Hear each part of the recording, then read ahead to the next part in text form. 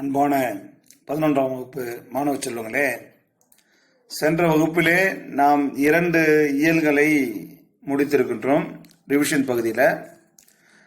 இன்று அந்த மீள்பார்வை பகுதியில் மீறி இருக்கக்கூடிய 2 இயல்கள் இருக்குது. அதில் எவ்வளோ பார்க்க முடியும் பார்க்கலாம். புரியுதுங்களா? மலை இடப்பெயர்கள் 3வது இயல்ல அந்த மலை இடப்பெயர்கள் ஒரு ஆய்வு என்ற அந்த கட்டுரையை நமக்கு உரைநடை பகுதியில் தந்திருக்கக்கூடியவர் ஆர் பாலகிருஷ்ணன் என்று சொல்லக்கூடிய இந்திய ஆட்சி பணியில் இருந்தவர், IAS அதிகாரியாக. அவர் அந்த மலை குறித்த அந்த ஆய்வை பண்ணியிருக்கிறார். மலை மனித சமூகத்தினுடைய ஆதி நிலம்.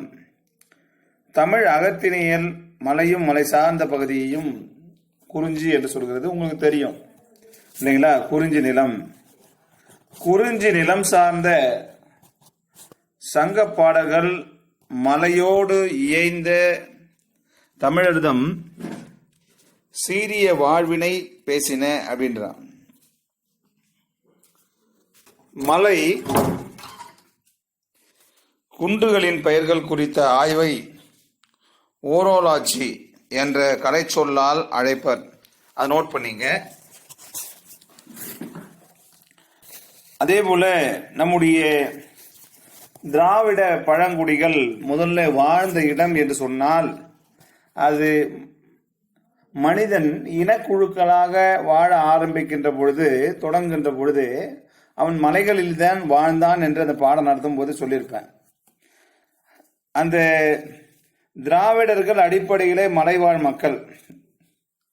ஏன்னா அவனுடைய பிறப்பிடமே தொடங்கிய இடமே மலை குன்றுகளில் தான். இன்னைக்கும் நம்முடைய மூதாதையர்கள் வாழ்ந்த இடங்கள் எல்லாம் மலைகளிலே திட்டுக்கள் நிறைய ஆய்வுகளிலே கண்டுபிடிக்கப்படுகின்றன.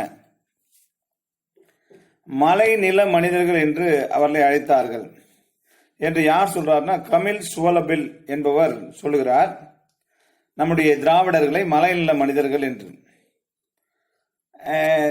அமெரிக்காவில் பார்த்தீங்கன்னு சொன்னால் நம்முடைய இந்திய நாட்டை கண்டுபிடிப்பதற்காக வந்த கொலம்பஸ் ஸ்ரீ ரூட்ல அந்த வருகிறான், கடல் வழியாக இந்தியாவை கண்டுபிடிக்க வருகிறான். அங்கதான் வாணிகம் சிறப்பாக இருக்கிறது, அங்கே நிறைய கனிம வளம் இருக்கிறது என்பதற்காக அவன் ஸ்பெயின் நாட்டிலிருந்து வருகிறான். அப்படி வருகின்ற பொழுது அவன் ஒரு பகுதியை கண்டுபிடிப்ப வருகிறான். உங்களுக்கு தெரியும், கொலம்பஸ் கண்டுபிடித்தது அமெரிக்கா என்று. அங்கிருந்து இருந்தவர்கள் இந்தியர்கள் என்று நினைச்சான். ஆனா சிவப்பு நிறமா இருந்தான், அதனால செவ்விந்தியர்கள். அவங்களும் அந்த மலையில வாழ்ந்த மனிதர்கள், காடுகளில் வாழ்ந்த மனிதர்கள், செவ்விந்தியர்கள் கண்டுபிடிச்சான். அதுபோல் நம்முடைய தோற்றமும் அப்படித்தான். அதனால்தான் சேயோன் மேய மைவரை உலகம் என்று உரைக்கிறது தொல்காப்பியம். நோட் பண்ணிக்க, கேள்வி கேட்பான். சேயோன் மேய மைவரை உலகம் என்று உரைக்கும் நூல் எது? தொல்காப்பியம். விண்பொரு நெடுவரை குறிஞ்சி கிழவ என்கிறார் நக்கீரர் பெருமான். எந்த நூல்ல என்று சொன்னா திருமுருகாற்று படையில. அதனால இப்படி கேட்பான், விண்பொரு நெடுவரை குறிஞ்சி கிழவ என்று சொல்லக்கூடிய நூல் எது? திருமுருகாற்றுப்படை. நக்கீரர் பாடுவார் இல்லையா, அறுபடை வீடு கொண்ட திருமுருகா திருமுருகாற்றுப்படைதனிலே வரும் முருகா முருகான். அந்த 6 படை வீடுகளை அந்த திருமுருகாற்றுப்படையில சொல்லுவார், அதனுடைய அழகை சொல்லுவார். அப்ப அந்த ஆற்றுப்படை அதாவது ஆற்றுப்படைனா அது முருகனிடத்திலே ஆற்றுப்படுத்துகிறார். நம்ம எல்லாம் நம்முடைய வீடு பேற்றுக்காக ஆற்றுப்படுத்துகிறார். அப்படி கடவுளையும் மலையையும் தொடர்படுத்தும் பண்டைய பதிவுகளாக விளங்குகின்றன என்றான். திராவிடர்களுடைய மலை பெருமிதம். இந்தியாவிலே தற்போது வாழ்கின்ற பல்வேறு திராவிட பழங்குடிகளின் இனக்குழு பெயர்கள் அந்த பழங்குடியின் மலை சார்ந்த மானுட புவிச்சூழலை வெளிப்படுத்துகின்றன என்றான். மலை என்ற சொல்லுக்கு நிறைய பெயர்கள் இருக்கின்றன. இப்போ என்ன சொல்ற, மல அரையன். அங்க பாருங்க, கீழ்கான இனக்குழு பெயர்களே மலை என்ற சொல்லை அடிப்படையாக கொண்டு வரணும். அப்ப மலைகளிலே வாழ்ந்த இனக்குழுக்கள், மக்கள் குழுக்களாக வாழ்ந்தார்கள். அந்த குழுக்கள் இனமாய் ஒவ்வொரு இனம், இப்ப நம்ம முதலியாரு கவுண்டரு அப்படின்றோம் இல்லையா, அதுபோல அவன் மலைகளில் வாழ்ந்த காரணம் அந்த மலையே வைத்து பேரா வச்சிருந்த மலை அரையன், மலக்குறவன். மேற்கு தொடர்ச்சி மலைப்பகுதியில் வாழக்கூடிய கேரளாவில் மலை அரையன்றான், மலக்குறவன்றான். பாலக்காட்டில் இருக்கிறவன் அதிகமாக பாருங்க கேரளாவில் தான் மலை வேடா, மலை பணிக்கர், இதெல்லாம் அவங்களுடைய சாதிகள். இதெல்லாம் அந்த மலையில் வாழக்கூடிய கோட்டா, இவங்க நீலகிரியில், நம்முடைய ஊட்டி, நீலகிரினா ஊட்டியில் தமிழ்நாட்டில் வாழக்கூடியவர்கள். கொண்டா, தோரா இவங்களாம் ஆந்திராவில், கொண்டு, கொய்டர் இவங்க ஒடிசாவில் இருக்கிறான். இப்படி வாழக்கூடிய மக்கள் அந்த மலையின் அடிப்படையிலே, மலையின் அடிப்படையில் சாதிகள் அவர்களுக்கு சொல்லப்பட்டிருக்கின்றன. பழந்தமிழ் குறிப்பிடக்கூடிய இலக்கியங்கள் குறிப்பிடக்கூடிய கடையெழு வள்ளல்கள் எழுவருமே அதாவது மலைப்பகுதியினுடைய தலைவர்களாக இருந்திருக்கிறான். பாரி பரம்பு மலையினுடைய தலைவராக இருக்கான். பேகன் இப்ப இருக்கக்கூடிய பழனி மலை, பொதினி மலை என்று சொல்லப்பட்டது, அந்த மலையினுடைய தலைவனாக இருந்திருக்கிறான். அப்படி ஒவ்வொருவரும் ஓரி, இப்போ கொல்லிமலை என்று சொல்லுகின்றோமே, அந்த கொல்லிமலையுடைய தலைவனாக இருந்திருக்கிறான். இப்படி ஒவ்வொன்றும் சொல்லிட்டே போகலாம். அப்படி கடையெழு வள்ளல்கள் எழுவருமே மலைப்பகுதியின் தலைவர்களாக விளங்குகின்றனர். பெருநிலப்பகுதியில் ஆண்ட முடிமன்னர்களுக்கு கூட வழங்காத பெருமை அந்த பழந்தமிழ் இலக்கியங்கள் அந்த கடையெழு வள்ளலுக்கு வழங்கியிருக்கின்றன.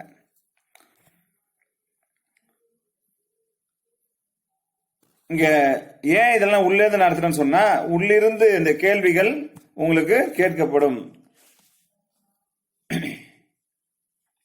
இதுல பாருங்க,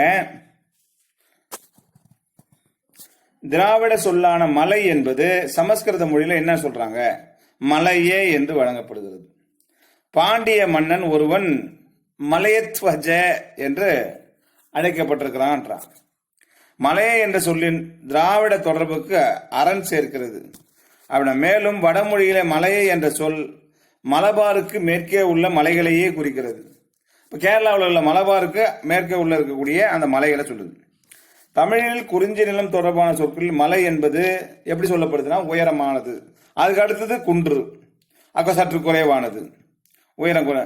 குன்று என்னும் இரண்டு சொல்லாட்சிகளும் வெளிக்கொணரும் உயர வேறுபாட்டை வடமேற்கு பகுதியில் பயன்படுத்தப்படும் மலை சார்ந்த இடப்பெயர் உறுதி செய்கின்றன. அதுக்கடுத்து கரடுன்னுவான்.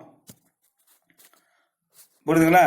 இதை போலவே தமிழ் மொழியிலே வரை என்ற சொல் கோடு, மலை, சிகரம், விளிம்பு, கரை, எல்லை, நுனி போன்ற பொருள்களிலே பயன்படுத்தப்படுகிறது. இப்ப வரை என்று சொன்னால் திருமலை ராயன் வரையில் ஆடுபரி காவிரியாமன் காலமேக புலவன் சொல்லுவான். அப்ப திருமலை ராயன் வரையில் எல்லா பாட்டிலையும் சொல்லுவான். வரை திருமலை ராயன் என்று சொல்லக்கூடிய அந்த அரசன் அந்த மலையை ஆண்டான், அந்த அதனுடைய எல்லையாக இருந்தது. எல்லைன்னு சொல்லலாம். அந்த இடத்துல மலை, அந்த மலைய பகுதியில் ஆண்டவன். அப்போ கோடு என்றால் மலை, சிகரம், உங்களுக்கு வினா கூட வந்திருக்கும். வரை என்ற சொல் எதையெல்லாம் குறிக்கிறது அப்படின்னு.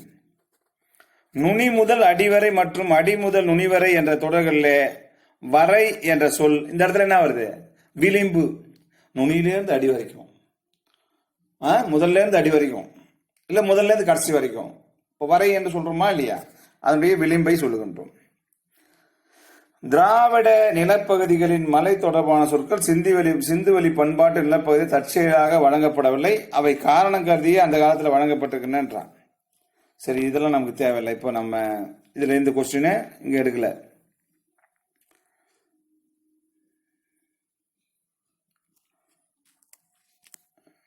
அதே போல இந்த மலையாளம் அது அந்த ஒரு 2 மார்க் கொஸ்டின்லாம் உங்களுக்கு வந்துடும். அது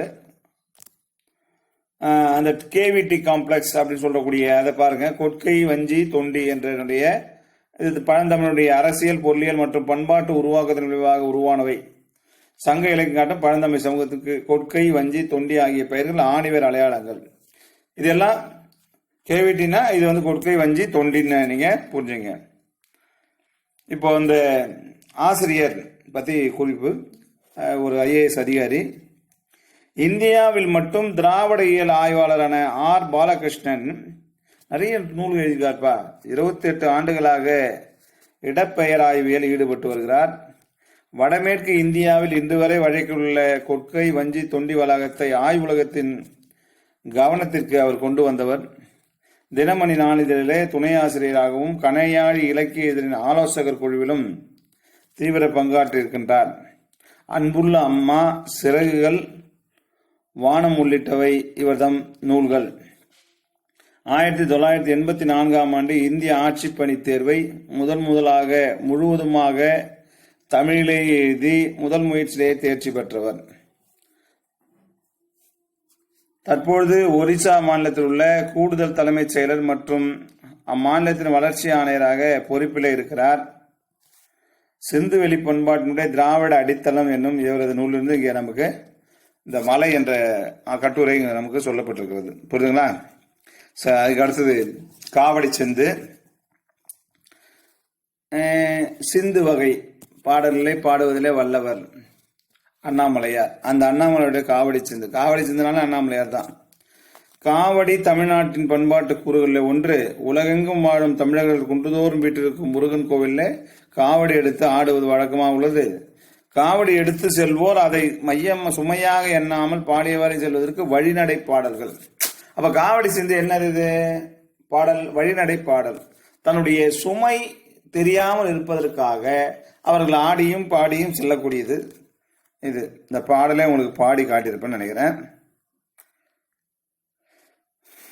அதுல இலக்கண குறிப்பு பாருங்க. தூவிய, தாவி, வினையச்சம், மாதே, விழி, செல்வன் மாதே என்னுவார் இல்லையா? வருகின்ற, இதெல்லாம் இப்போ நம்ம பிரிச்சு புணர்ச்சி நமக்கு பகவதூர்கிட்ட பிரிச்சு காட்டிருக்கேன். திருப்புகழ், அதுவும் இன்னும் நடத்தலையா? அதை நான் கிளாஸ்ல நடத்துறேன். அதுக்கு அடுத்து பாருங்க, அவருடைய ஆசிரியர் சென்னிக்குளம் அண்ணாமலையார் பாடிய காவடி சிந்து அருணகிரியாருடைய திருப்புகழ் தாக்கத்தாலே விளைந்த ஒரு சிறந்த இலக்கியமாகும். அப்போ அந்த அண்ணாமலையார் எழுதிய இந்த காவடி சிந்து எதை முதன்மையாக நூலாக கொண்டு செயல்பட்டதுன்னா, யார் அவர் வந்து உதாரணமா வச்சுக்கிட்டாரு அப்படின்னா, அண்ணாமலையார் திருப்புகழ் பாடிய அருணகிரியார் அப்படி பாடுவார். முத்தை தரு பத்தை தெரு அப்படின்னு சொல்லி அந்த பாடல் தொடங்குது இல்லையா? குருன்னு அப்படின்னு நிறைய வரிகள் வரும். ஒண்ணுமே புரியாது சில வரிகள்லாம் அவர் இதுல. நானே எவ்வளவு ஆழ்ந்து கேட்பேன், ஒன்றும் புரியாது. அப்படி அவ்வளோ அற்புதமா எழுதியிருப்பாரு அருணகிரியார், திருவண்ணாமலையில இருந்தவர். அப்படி அவருடைய அந்த திருப்புகழ், முருகப்பெருமானுடைய புகழை பாடக்கூடிய நூல் அது திருப்புகழ். அந்த நூலை வைத்து அவர் பாடியிருக்காரு. இவர் இப்பாடல் மெட்டுக்கள் அண்ணாமலையாரையே அமைக்கப்பட்டது. அந்த பாடல் எப்படி அந்த மெட்டு பாடினா நான் சொல்லியிருக்கேன் ஏற்கனவே. எவ்வளவு அழகா சொல்லுவார் பாருங்க. சென்னிக்குல நகர் வாசன் தமிழ் தேரும் அண்ணாமலை தாசன். சென்னிக்குல நகர் வாசன் தமிழ் தேரும் அண்ணாமலை தாசன்.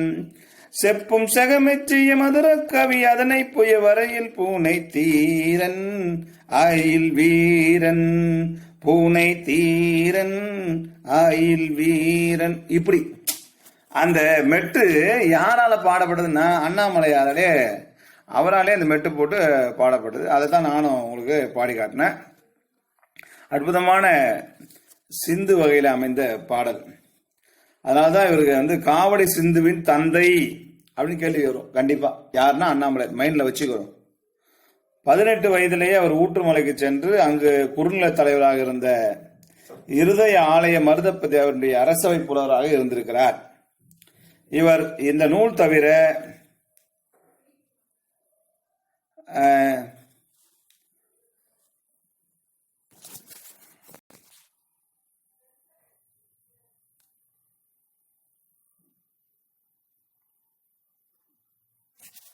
கவனி,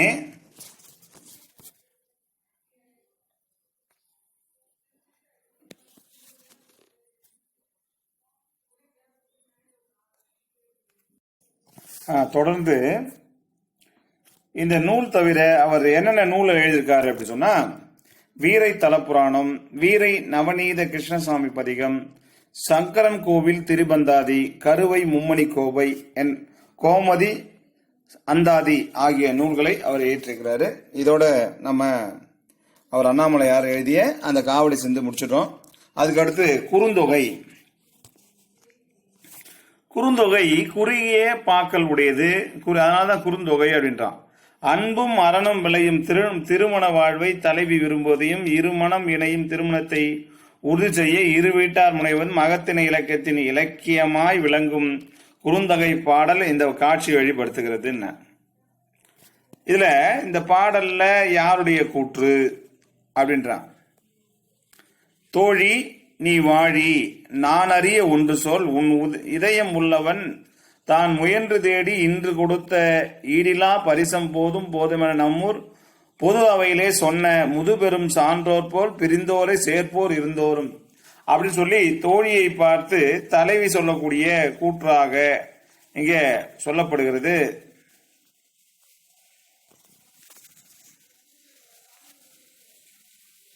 தலைவன் சான்றோரை தலைவியின் தமர்பால் மனம் பேசி வரவிடுப்ப தன் தமர் மறுப்பரோ என்று அஞ்சிய தலைவியை நோக்கி தலைவன் வரைவை தமர் ஏற்றுக்கொண்ட நீ கவலை ஒழிவாயா என்று இங்கே தோழி தலைவியை பார்த்து சொல்றா.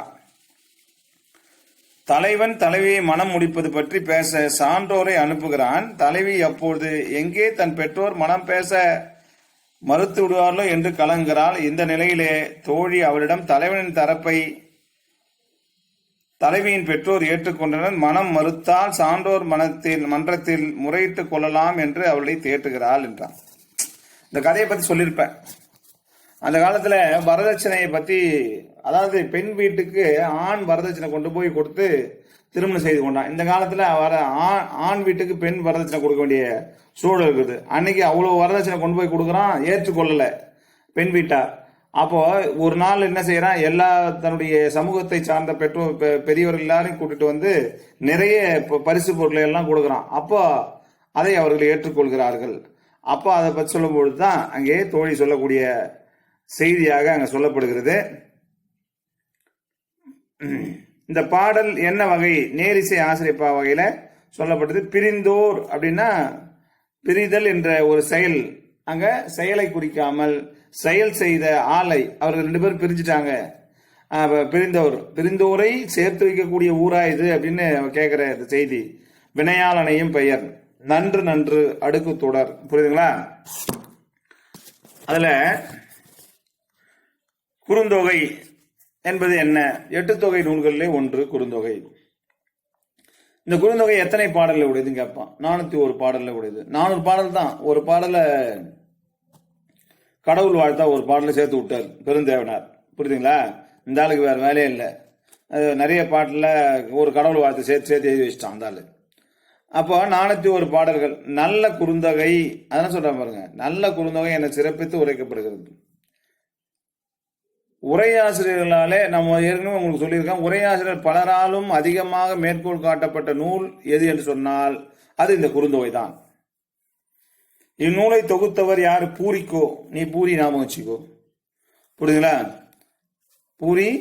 பூரிக்கோ. இந்நூலினுடைய கடவுள் வாழ்த்து பாடலை பாடிய பாரதம் பாடிய பெருந்தவன் சொன்னேன். வெள்ளி வீதியார், இவர் அந்த பாடலை எழுதியவங்க யாருன்னா வெள்ளி வீதியார், சங்ககால பெண்பாட் புலவர்ல ஒருவர். சங்க தொகை நூலிலே அவருடைய பாடல்கள் 13 பாடல்கள் இவரால் வெள்ளி வீதியார் பாடல்ல இருக்குது. இவங்களை பத்தி நிறைய சொல்லலாம், வெள்ளி வீதியார் பத்தி. இப்ப அதுக்கான நேரம் இல்லை. சரி, அடுத்தது பாருங்க, புறநானூறு. ஒரு இயல் தான் முடியும் போல. தமிழருடைய வாழ்வியல் கருவூலமான புறநானூறு கேட்பான். தமிழருடைய வாழ்வியல் கருவூலம் எது அப்படின்னு புறநானூறு எப்படி கேள்வி கேட்பான். தமிழரின் வாழ்வியல் கருவூலம் எது? புறநானூறு. வீரத்தையும் ஈரத்தையும் மட்டும் பேசாமல் வாழ்வின் விழுமியங்களை பேசுகிறது என்றான். வீரத்தை மட்டுமா பேசுது? ஈரத்தை பேசுதா? கொடை சிறப்பை பேசுதா? அப்படின்னா இல்ல. அவனுடைய வாழ்க்கை விழுமியங்களை, என்னென்ன செயல்கள் நடந்தன அவையெல்லாம் எடுத்து காட்டப்பட்டிருக்கணும். அதுல பிறர்க்கென வாழ்வதே பிறவி பயன் என்ற கருத்தினை விளக்கும் பாடல் இந்த பாடல். தமக்கென முயலாது, அதாவது சுயநலம் இல்லாமல் பிறருக்காக வாழக்கூடியதாக இருக்கிறது இந்த பாடல். எவ்வளவு அருமையா இருக்கான் பாருங்க. கடலுள் மாய்ந்த இளம் பெருவழுதி என்ற அரசன் எழுதியிருக்கிறான். இதுல திணை பொதுவியல் திணை, துறை பொருண்மொழி காஞ்சித்துறை. இப்படி கேட்பான். மக்களுக்கு நலம் செய்யும் வாழ்வியல் நெறிகளை எடுத்து கூறுதல் என்ன துறை? பொருண்மொழி காஞ்சித்துறை. அந்த ஆன்சரையே கொடுத்துட்டு கொஸ்டினா கேட்பான். வெற்றி முதல் பாடான் ஈராக வரை உள்ள அந்த திணைகளில் சொல்லாத கருத்துக்களை எல்லாம் பொதுவான கருத்துக்களை சொல்வது பொதுவியல் திணை. புரியுதுங்களா? இந்த பாடல்ல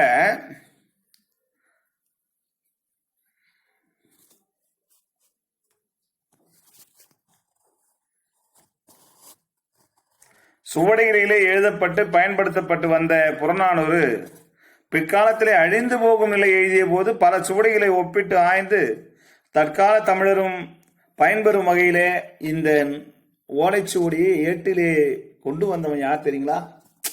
தமிழ் தாத்தா ஊவேசான்னு சொல்றோமே அவர் தான். அவர் ஒண்டி இல்லைன்னா நமக்கு இந்த சங்ககால இலக்கியம் கிடைச்சே இருக்காதுப்பா. 1894ஆம் ஆண்டு முதல்ல அவர் அச்சிலே பதிப்பித்து வெளியிட்டார். ஒரு காவலுக்கு வச்சுக்கின்னு விளக்க வச்சுட்டு அந்த ஊவேசா தாத்தாவும் ஜெகநாதையர் அவருடைய சீடன் ஜெகநாதையரும் 2 பேரும் நூல்களை அந்த ஓலைச்சுவடியில் ஆய்ந்து இந்த பாடல்கள்லாம் அச்சிட்டு வெளியிட்டாங்க. அவங்கெல்லாம் எவ்வளோ பெரிய புண்ணியம் செஞ்சிருக்காங்க பாருங்க. புறநானூறு 8 தொகை நூல்களில் ஒன்று.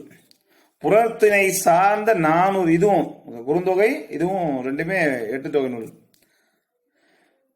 நான் உங்களுக்கு சொல்லியிருப்பாடி நற்றிணை குறுந்தொகை ஐநூறு 18 பரிபாடல் கடகன்னு சொல்லியிருப்பேன். அகநானூறு கற்றறிந்தார் ஏத்துக்கல்வி அகம் புறம் என்று 8 நூல்னு. புரியுதுங்களா? புறப்பாட்டு என்றும் வழங்கப்படும் நூல் எது அப்படின்னு கேட்பான். புறநானூறு. இப்படி கேள்வி வரும். அது எந்த பாவால எழுதப்பட்டது? புறநானூறு அகவல் பாவாலே. அகவல் பா ஆசிரியப்பாவுக்கு மற்றொரு பெயர் அகவல் பா. புறநானூற்றின் பாடல்கள் சங்க காலத்தில் ஆண்ட அரசர்களை பற்றியும் மக்களின் சமூக வாழ்க்கை பற்றியும் மிக தெல்ல தெளிவாக எடுத்துரைக்கக்கூடிய நூல். இந்த பாடலை எழுதினவன் யாரு? கடலுள் மாய்ந்த இளம் பெருவழுதி என்ற பாண்டிய மன்னன். அந்த பெருவழுதி என்னும் பெயர்ல பல மன்னர்கள் இருந்திருக்கிறான். ஆயினும் அரிய குணங்கள் அனைத்தையும் தன்னுடைய இளமை காலத்தை பெற்றிருந்த காரணத்தினாலே அக்கால மக்கள் இவனை இளம் பெருவழுதி என்று அழைத்தனர். கடல் பயணம் ஒன்றிலே இறந்து போனமையாலே இவன் கடலுள் மாய்ந்த இளம் பெருவழுதி என்று பிற்காலத்தவர்கள் அழைக்கப்படுகின்றான். இவன் சில பேர் சொல்லுவாங்க கடற்போரிலே அவன் இறந்தான், அதனால கடலுள் மாய்ந்த இளம் பெருவழுதின்னு. இவர் புறநானூற்றிலே ஒரு பாடலும் பரிபாடலில் ஒரு பாடலும் ஏற்றுள்ளார். அதுக்கடுத்து வாடிவாசல் பாருங்க.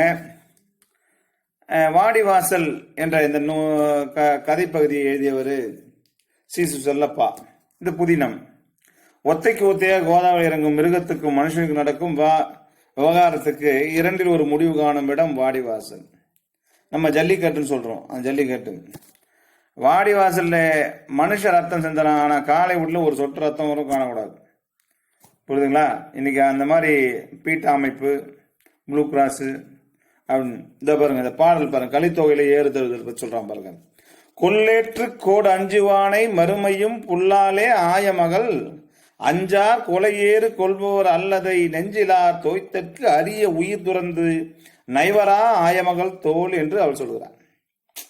கொல்லேற்றுக்கு அஞ்சாமல் அந்த ஏற்றை கொல்லுகின்ற அந்த ஏறு பாய்ந்து வருகிறது, அதை அஞ்சாமல் பிடிக்கக்கூடிய வீரனைத்தான் அந்த பெண் விரும்புவாள் என்று சொல்லுகிறது இந்த நூல். கலித்தொகையிலே வரக்கூடிய நூல். அதுல அளவில் சிறுகதையை விட நீளமாகவும் புதினத்தை விட சிறிதாகவும் இருக்கும் கதைக்கு குறும்புதினம், இதனை குறுநாவல்ன்றான். இப்ப அதுதான் எழுதுறேன். இந்த குறும்புதினத்துல தான் உங்களுக்கு கொடுத்துருக்கான். சிறுகதைக்கும் புதினத்துக்கும் இடைப்பட்ட வடிவம் என்று கொள்ளலாம் குறுநாவல். சீசு செல்லப்பா யாரு? சிறுகதை, புதினம், விமர்சனம், கவிதை, மொழிபெயர்ப்பு முதலான இலக்கியத்தினுடைய பல்வேறு தளங்களிலே பங்களிப்பு செய்திருக்கிறார். சந்திரோதயம், தினமணி ஆகிய இதழ்களிலே உதவி ஆசிரியராக பணியாற்றினார். முக்கியமாக நோட் பண்ணிக்கோ, இங்கேதான் கேள்வி அதிகமாக கேட்கலாம். எழுத்து இந்த இதழினை தொடங்கி நவீன தமிழ் இலக்கிய மறுமலர்ச்சிக்கு வித்திட்டவர். இதுதான் கேள்வி கேட்கலாம். எழுத்து என்ற இதழை நடத்தியவர் யார் கேட்பான். புரியுதுங்களா? அவருடைய குறிப்பிடத்தக்க படைப்புகள் வாடிவாசல், சுதந்திர தாகம், ஜீவனாம்சம், PS ராமையாவின் சிறுகதைப்பாணி, தமிழ் சிறுகதை. இவருடைய சுதந்திர தாகம் புதினத்திற்காக 2001ஆம் ஆண்டிற்கான சாகித்ய அகாதமி விருது அவருக்கு கிடைத்திருக்கிறது. எல்லாம் நமக்கு கொடுத்திருக்கிற கவிதைகள், பாடல்கள், சங்க இலக்கிய பாடல்கள் இதெல்லாம் பாருங்க. முக்கியமான ஆளுங்களை பாட்டு தான் கொடுத்துருக்கான். புது கவிதைன்னு சொன்னா அது யாரு? சாகித்ய அகாடமி விருது பெற்றவங்க தான் கொடுத்துருக்காங்க. அப்போ நல்ல ஒரு சிறந்த பாடல்களை தேர்வு செய்து, சிறந்த கதைகளை தேர்வு செய்து, சிறந்த உரைநடை கட்டுரைகளை தேர்வு செய்து கொடுத்துருக்காங்க. அதனால நீங்கள்லாம் கொடுத்து வச்ச மாணவர்கள், அவங்களுடைய நூல்களை படிப்பதற்கு நீங்கள்லாம் கொடுத்து வைத்த மாணவர்கள். அதனால மீதி இருக்கிறத நமக்கு வேற வகுப்புல அதை ரிவிஷன் பண்ணலாம். நன்றி மாணவர்களே.